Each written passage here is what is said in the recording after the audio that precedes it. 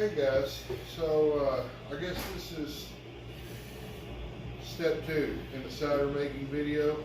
Our cider's now aged and it's ready to be racked off. What we'll be doing will just be pouring off and trying to leave a little bit of sediment that's in here in the bottom and pouring to clear off.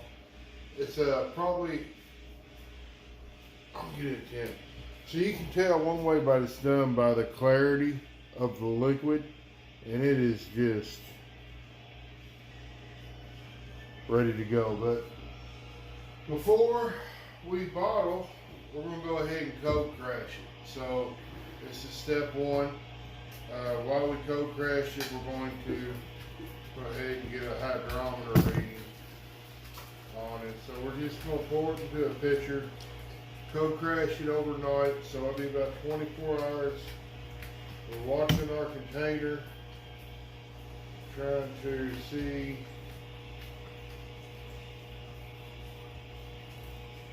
that's a pretty good pour.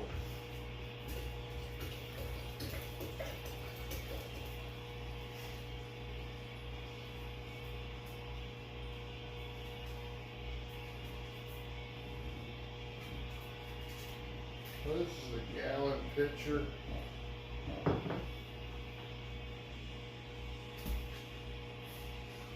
It's all of that and a little bit more. Alright, so let's get a hydrometer reading.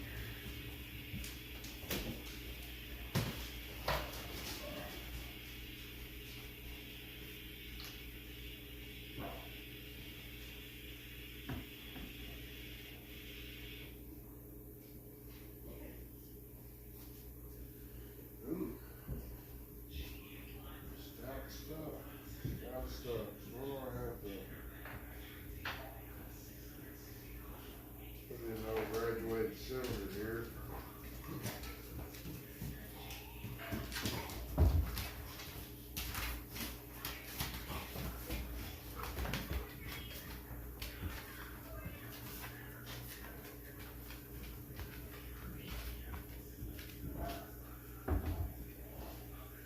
So we can just barely get a reading on it.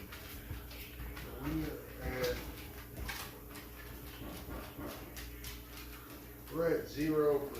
So we was at 10% when we started. So this is fermented all the way, which tells me that it's probably ready last week. So this is going to be a little drier than normally, but that's okay. I can back sweeten it on the end. But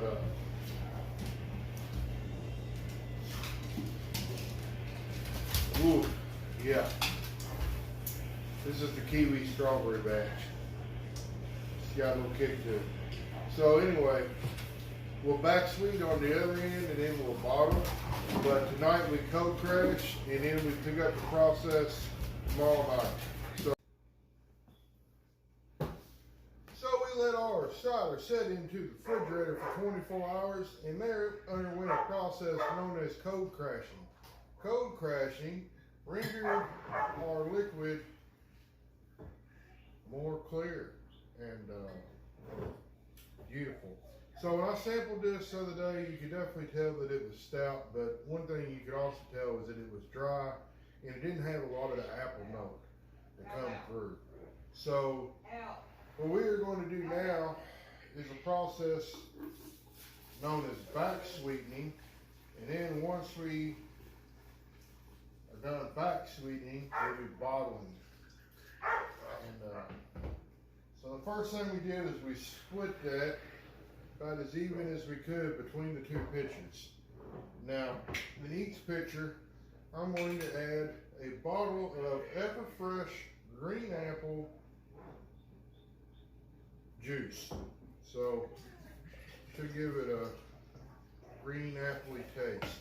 Now, should also go to mention that there is sugar still in here that didn't get fermented out, the rest of this juice.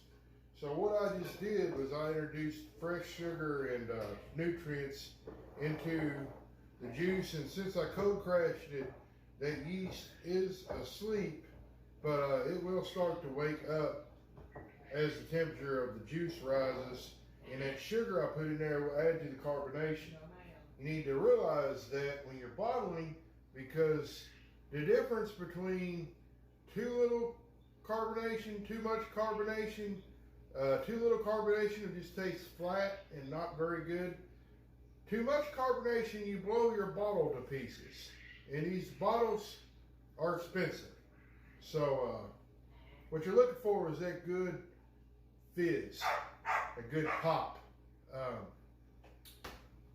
So the guy at the brew store, Home Brew Supply, he recommended 12 to 13 on these size bottles, which this is a 22 ounce swing top bottle.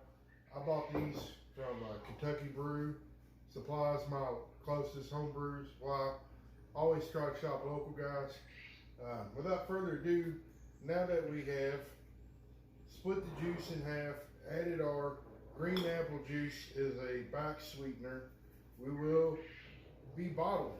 So we got a little funnel here. We're just going to pour slow. We're going to get right at the base of the neck,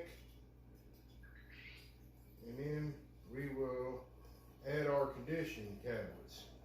A conditioning tablet is the cheater's way to carbonate because it's corn sugar in tablet form. So it saves you the inconvenience of having to weigh out your corn sugar and calculate it for what recipe and all that.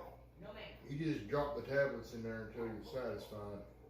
So like I said, since we're adding a little sugar here, we will be bottling to 12 tablets per bottle, and we will be filling right at the base of the neck.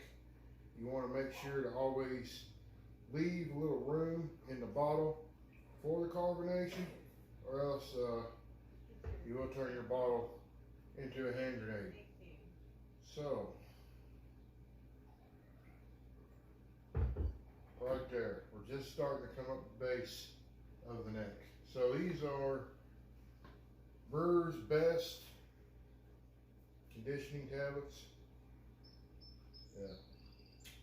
So, let's count them out, just like the Sesame Street characters. A 1, a 2, a 3, a 4, a 5, a 6, a 7, 8, a 9, a 10, oops, a 10, an 11, a 12. All right, so you got the 12th tablet in there. Now we're going to swing the swing top lid closed, and you're just going to do that by pushing down on the wire. Got that good seal. Trick is now patience. You just set and give it 7 to 10 days, and it'll be ready to drink. So the next video in this series, if I was counting, I would say this is the 3rd segment, and the next segment will be the 4th segment. However, I'm going to run all these 3 segments together, so this will actually just be the 2nd segment. But if you're not keeping up with segment math,